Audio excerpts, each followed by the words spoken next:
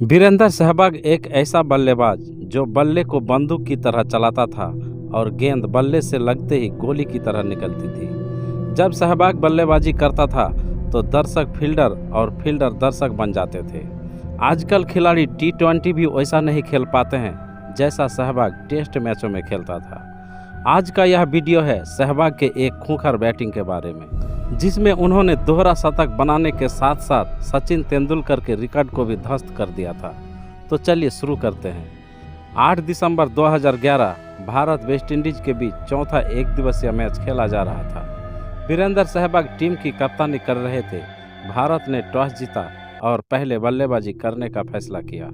वीरेंद्र सहवाग और गौतम गंभीर भारत के लिए ओपनिंग करने के लिए उतरे। सहवाग के बारे में कहा जाता था कि पावर प्ले का उनसे बेहतर प्रयोग कोई हो ही नहीं सकता, और आज भी सारे दर्शक उनसे यही उम्मीद कर रहे थे। और दूसरे ओवर की पहली गेंद पर सहवाग ने जबरदस्त चौका लगाकर किसी को निराश भी नहीं किया। सहवाग आज बेहतरीन टच में दिख रहे थे, चाहे वह डिफेंस हो या शॉट प्ले। इसके बाद तीसरे ओवर की अंतिम गेंद पर सहवाग अपना ट्रेडमार्क ऊपर कट लगाया और गेंद सीधा छक्के के लिए चली गई। पूरा स्टेडियम में सहवाग के नारों के साथ डांस कर रहा था। सहवाग की बल्लेबाजी की खूबसूरती भी यही थी। लोग सिर्फ उन्हें देखने के लिए मैदान पर आते थे और एंजॉय करते थे। रोज वेस्टइंडीज का सबसे खतरनाक बॉलर था जो 150 की स्पीड से बॉलिंग करता था, लेकिन उसे किसी क्लब की बॉलर की तरह कूट रहा था। चौथे ओवर की पहली गेंद पर सहवाग ने उसे बेहतरीन क्लिक लगाते हुए एक और चौका लगा दिया। बीच बीच में गंभीर भी बेहतरीन बल्लेबाजी करते हुए चौका लगा रहे थे। 8 ओवर की समाप्ति पर भारत का स्कोर 43 रन पर पहुंच गया। 9 ओवर आंद्रे रसेल ने कराया, लेकिन सहवाग ने इसका स्वागत भी चौके के साथ किया। 10 ओवर के बाद भारत का स्कोर 63 पर पहुंच गया था और उसके बाद गेंदबाजी करने आया वर्ल्ड का best off spinner Sunil Narayan. लेकिन सहवाग हमेशा कहते थे, ऑफ स्पिनर को तो मैं बॉलर ही नहीं मानता, उसकी तो मैं नींद में भी कुटाई कर सकता हूँ। और नारायण ने अपनी पहली गेंद फेंकी तो सहवाग ने लॉग ऑन के ऊपर से जबरदस्त छक्का लगाकर अपनी बात को सच साबित कर दिया। सहवाग ने उसके बाद नरेन की गेंद पर सिंगल खेले, लेकिन बैटिंग ऐसे आराम से की जैसे सामने कोई वर्ल्ड क्लास बॉलर नहीं, कोई बच्चा बॉलिंग कर रहा हो। सबकी कुटाई होते देख वेस्टइंडीज के कप्तान डैरेन सामी खुद गेंदबाजी करने के लिए आया, लेकिन सहवाग ने पहली गेंद पर कवर के ऊपर से जबरदस्त छक्का लगाकर उसका हिसाब किताब कर दिया। उसके बाद सहवाग ने कुछ सिंगल खेले और 49 के स्कोर पर पहुंच गया। फिर गेंदबाजी करने आया नारायण। सहवाग 49 पर खेल रहे थे और सामने ऑफ स्पिनर। बस फिर सहवाग ने लगा दिया लॉग ऑन के ऊपर से जबरदस्त छक्का और हो गई 50 पूरी। सिर्फ 41 गेंदों पर सहवाग ने 55 रन ठोक दिए थे। सहवाग का बल्ला तलवार की तरह चल रहा था। रसेल की गेंद पर तो सहवाग ने आगे बढ़कर इतना जोर का कवर ड्राइव मारा कि गेंद पलक झपकने से पहले ही बाउंड्री के बाहर चली गई। यही सहवाग की खासियत थी। रसेल ने वह गेंद 135 किलोमीटर प्रति घंटे की रफ्तार से डाली थी, लेकिन सहवाग ने उसे ऐसा खेला जैसे कोई स्पिनर गेंदबाजी कर रहा हो। सहवाग अब अपने रौद्र रूप में आ चुके थे। जितनी तेज गेंद आ रही थी, बल्ले से लगातार उससे भी ज्यादा तेजी के साथ बाउंड्री के बाहर जा रही थी। अगले ओवर में रोज के साथ भी वही हुआ। शुरू में उसने तेज यॉर्कर फेंकने की कोशिश की जो फुल टॉस हो गई, लेकिन सहवाग ने उस गेंद पर भी जबरदस्त चौका लगाया। रोज ने एक बार फिर और एक यॉर्कर ट्राई की, लेकिन सहवाग ने उस पर भी शानदार चौका जड़ दिया। सहवाग हमेशा कहते थे गेंद सिर्फ मारने के लिए होती है, और वही सुलूक आज वह कैरिबियन गेंदबाजों के साथ कर रहे थे। अगले ओवर में सहवाग ने बैकफुट पर जाकर जबरदस्त कट लगाया और रसेल की गेंदों को फिर से चौके के लिए भेज दिया। मैदान का कोई हिस्सा नहीं था जहां सहवाग का शॉट नहीं गया हो।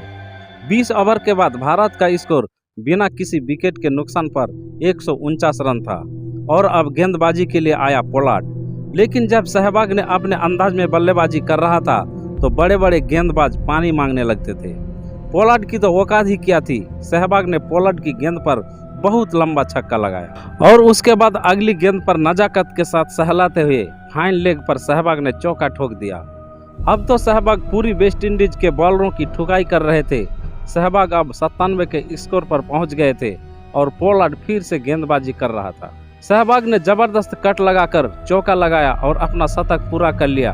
69 गेंदों पर 101 रन, 10 चौके और 5 छक्के। ऐसी पारी आज के टाइम में कोई आईपीएल में भी नहीं खेलता है। लोग उसकी तारीफ करने लगते हैं, लेकिन सहवाग ने ओडीआई में ऐसी बल्लेबाजी की, पूरा स्टेडियम और भारतीय ड्रेसिंग रूम खड़े होकर सहवाग के लिए तालियां बजा रहा था। लेकिन दोस्तों, यहाँ यह वीडियो खत्म नहीं होता बल्कि शुरू होता है। इसके बाद सहवाग ने जो तांडव किया था, उसने वेस्ट इंडीज की धज्जियां उड़ा दी। इसलिए वीडियो लाइक करके अंत तक जरूर देखिए। सहवाग वेस्ट इंडीज के गेंदबाजों की जमकर कुटाई कर रहे थे। सहवाग के बारे में कहा जाता था, उसे फर्क ही नहीं पड़ता सामने बॉलर कौन है, उसका काम ठुकाई करना होता है। आज वह वही कर रहे थे। 32 ओवर में भारत के स्कोर 238 हो चुका था। सहवाग 133 रन बनाकर बल्लेबाजी कर रहे थे। सुनील नारायण गेंदबाजी करने आया।